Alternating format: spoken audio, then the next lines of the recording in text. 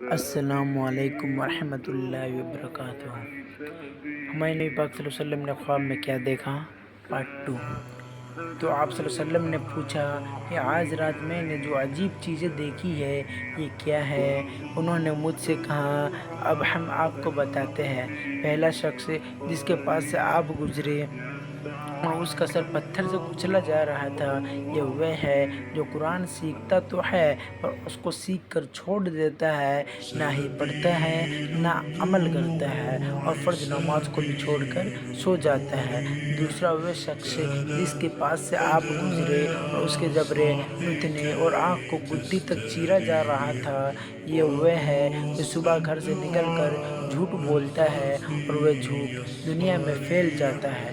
تیسرے وہ ننگے مرد اور عورتیں جنہیں آپ صلی اللہ علیہ وسلم نے تنور میں جلتے ہوئے دیکھا تھا، زناکار مرد اور عورتیں ہیں۔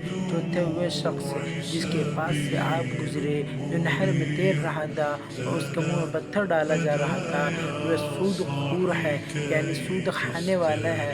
پانچواں وہ بدصورت آدمی جس کے پاس سے آپ گزرے جو آگ جلا رہا تھا اور اس کے چاروں طرف دوڑ رہا تھا، جہنم کا داروغہ ہے جس کا نام مالک ہے۔ چھٹے وہ صاحب جو باغ میں تھے، حضرت ابراہیم علیہ السلام ہے، اور وہ بچے جو ان کے چاروں طرف تھے، یہ وہ ہے جو بچپن میں ہی فطرت اسلام پر مر گئے۔ اس پر کسی صحابی نے پوچھا یا رسول اللہ، مشرکین کے بچوں کا کیا ہوگا؟